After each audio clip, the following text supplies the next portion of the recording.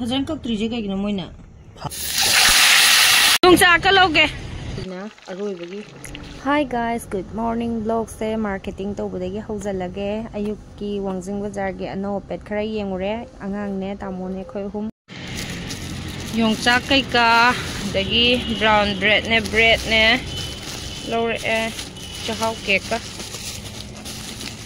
Broccoli जा अनौबा अयानबा लेरमेबको दुई लौरपने nga tower चानबा तुंगहनबी लौरे तुंगहनबी सतोकपा यादरे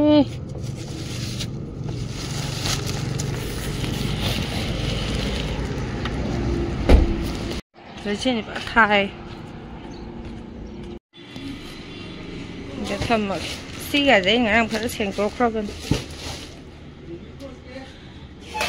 सिंग सार मै लाक्तदना गैस तो लुम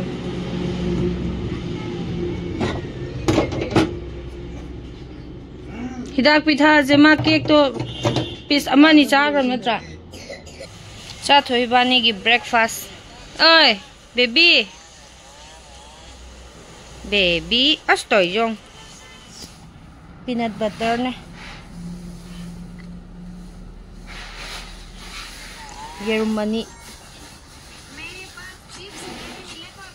पेंग पेंग उई लोक ना यादरे मसाज येरुम खतने मान पामी सुमाइना येरुम कइनो जे हाफ बॉयल होय बजे चम पामे ओय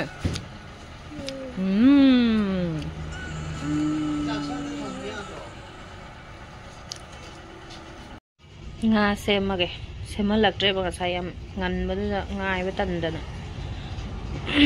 tawar sa namne re khang thangale thau herani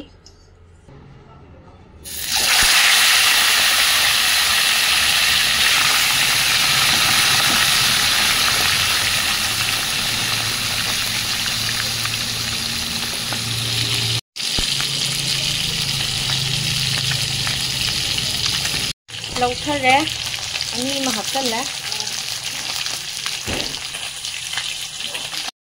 हौजिक चम्फुट अमा फुटबा लोरे ब्रोकोली गा अदगी गाजर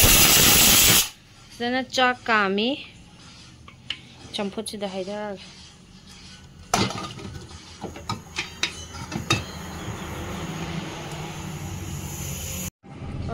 हवाई बिगा आलूगा हवाई ट्रक का योंचाक हापकदबदेबा अदो योंचाक खेतनबदो कराई लेग्रनो थी खंग्रे आलू जे अनौबने आलू अंगांगबा ओइना हापसिरान तौने आलू अंगांगबदो इचानुपाना जार मंगदा लोय थादग्रे अदो द हापचलगे फुटनबा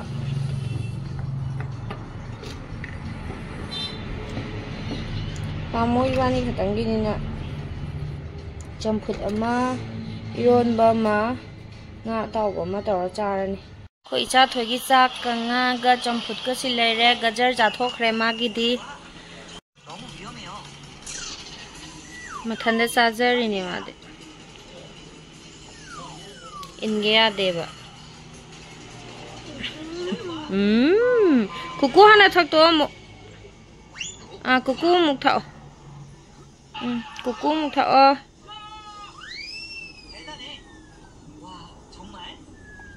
यारे मैं हम थक जाएंगे नो यारे चाक चाबे यार यारे चारो चामु कोलो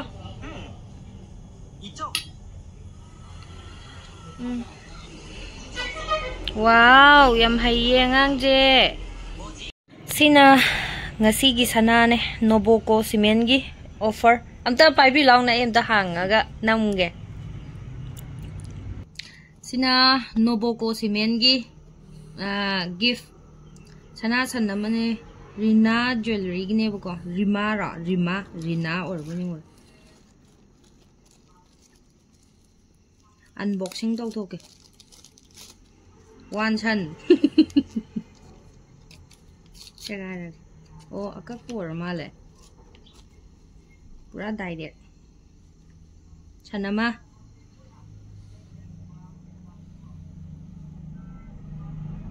sida khut toina tawra ge khangaroi ꯁꯤ ꯃꯀꯨꯝ ꯑꯃꯁꯨ ꯌꯥꯎꯋꯦ ꯃꯀꯨꯞꯁꯦ ꯆꯥꯅꯤꯡ ꯀꯌꯥꯃꯨꯛ ꯑꯣꯏꯗꯣꯏꯅꯣ ꯈꯪꯗꯦ ꯁꯤꯁꯤꯅ ꯁꯟ ꯑꯃꯅꯦ 999 thank you ꯁꯤꯗ ꯑꯃꯁꯨ ꯌꯥꯎꯔꯝꯃꯤꯌꯦ ꯃꯀꯨꯞ ꯀꯩꯅꯣ ꯐꯖꯅ ꯀꯛꯇ꯭ꯔꯤꯁꯦ ꯀꯩꯒꯤꯅꯣ ꯃꯣꯏꯅ ꯐꯥꯍꯜꯂꯛꯏ ꯑꯣꯏꯔꯝꯅꯤ ꯀꯩꯅꯣ ꯅꯠꯇꯦꯗ ꯁꯟ ꯑꯃ ꯐꯥꯍꯜꯂꯛꯏꯅꯦꯕ ꯍꯣꯏꯕ ꯁꯟ ꯑꯃꯗꯣ ꯑꯩꯅ ꯍꯥꯏꯗꯤ ꯃꯀꯨꯞ ꯅꯠꯇꯕꯤꯗ ꯐꯖꯅ ꯀꯛꯄ ꯌꯥꯏꯗꯅ ꯐꯖꯅ ꯁꯟ ꯑꯃꯗꯤ ꯀꯃꯥꯏꯅ ꯀꯛꯀꯅꯤ ꯅꯨꯄꯤ ꯋꯦꯠꯇꯣ ꯃꯤꯒꯤ ꯆꯥꯡꯗ ꯐꯅꯕꯨ ꯍꯩꯅ ꯀꯛꯏ खितंग सना ओनबदो ओले हाय नहीं नी कइरो मी मकुम्बो कइनो तबो या पोनते सिलेरे सन्नमा सिलेरे थैंक यू nga सिलेरे इरोंबा सिलेरे चाक सिलेरे चंपुत सिलेरे मिस्टर बाबू भैया चाक सागे गेम तो hi guys Hi. Nungdang warang inungsa sanale. Kasi di mayam yumda saksa basaline. Nungdang budi sado ne to hojik pung ahum khara hele ahum makai mari ta dore ba ko. Yum yoro muna makinungsa sangare ba yadre ba. Yumda yaure hojik se aina thongdoi ne ba ko sakse. Kaigino habada ngasi je good news ne ai panupa hangi first salary la ebako first salary phangbagi mana iche chak cha je khose na harak pane bako ado ai thonga age ima da angang ga leminaro na lehelame aduga ai thongba hora age ma'am sileire injang yen thongani nganu cha jen torambane bako james nganu cha dabani na tamoju nganu do chaning de tawbani na ne yen da oina tare aduna si thongba horage kilo ani makhai ne haye akhoi mari khatane ba cha doije aduna lempa okna charani thongba horage ma'am som doina hongjalle khangje sura kanna mari khar chawe som dana khara pi'eba ko som da oina hongjalle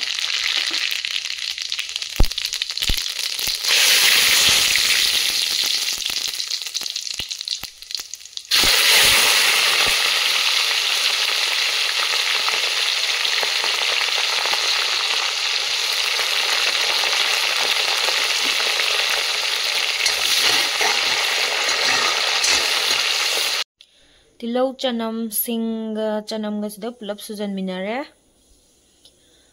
khang thangat le thau ji su khai dok te toi je man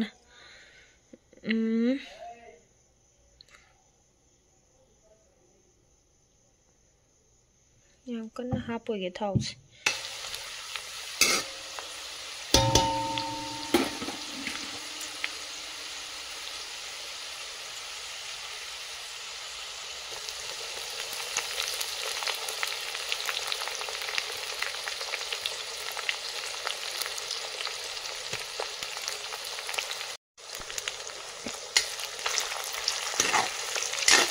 aina khang ma pa na sma am thagan bege khoi man chai doin kon ma pa de yam yegan ya ne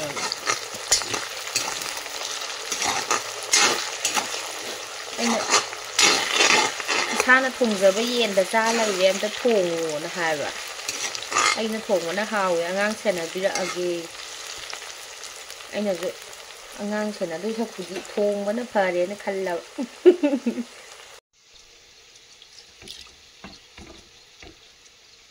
Sing sures da mahi chang ji khang de ni ima ching je super yan bro gen achamba sida lai re dana maroi mapang munjale e ba ko hapsan ba yara ne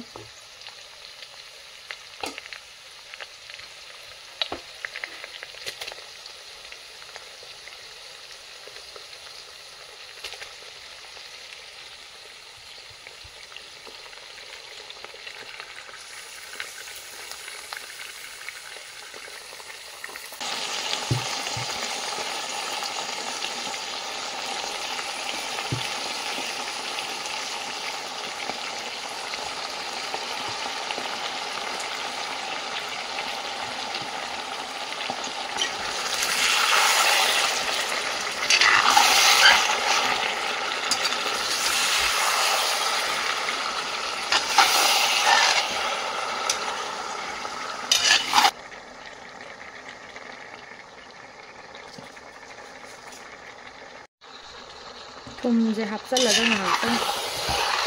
ꯃꯍꯤ ꯐꯖꯅ ꯊꯣꯛꯍꯟꯕꯤ ꯃꯍꯤꯗꯤ ꯊꯣꯛꯄꯕꯨ ꯍꯧꯋꯦ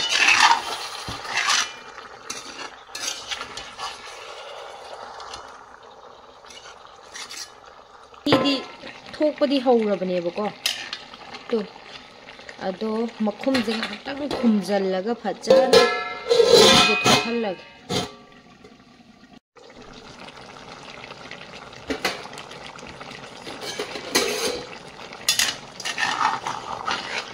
ꯃꯍꯤ ꯐꯖꯅ ꯊꯣꯛꯑꯦ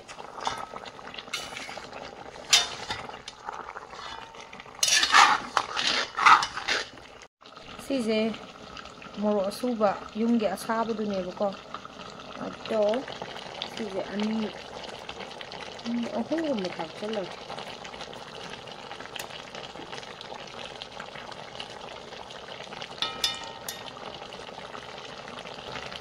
ꯑꯗꯨꯒ ꯃꯆꯨ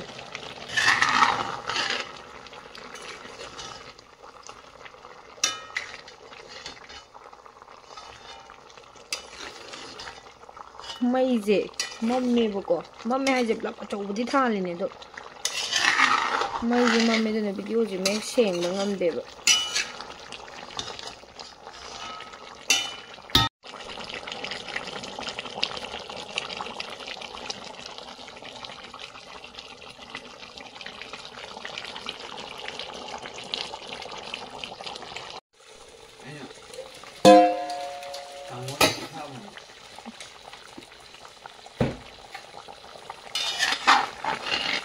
ꯍꯥꯡꯇꯣꯛꯑꯒ ꯑꯃꯨꯛ ꯀꯪꯍꯜꯂꯒꯦ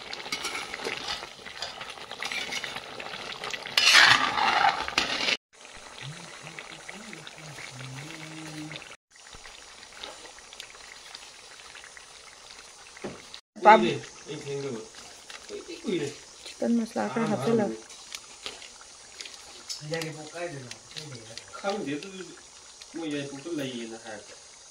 मही हापतबी चादोइने अदुम लोइसनबदी यादी यारकदोरबने खितंग सि मसाई महीजे अदुम थोक लेरेबा सिजे लोइसनलागे फदिगोम चरोंग अमदि थाखरबनेबको थदतलगा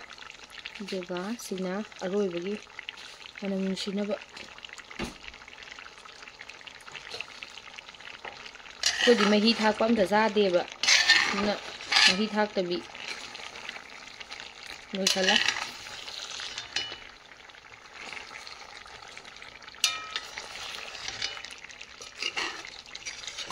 मईजे ममंदना वीडियो जे फजबम खंगद्रेबा येन सिदा लैरे nga tawba iboki si leire ado si chaamaga kaino tawdoine kaleja ga makan ga metoine anga macha mimi ga hapaga ising paire iboki lafoi ising asaba thaknaba sak si leire sak sa hawdo male super aina khara di yan bane nang yan daba male na aina yan diye jingu le amta yan tre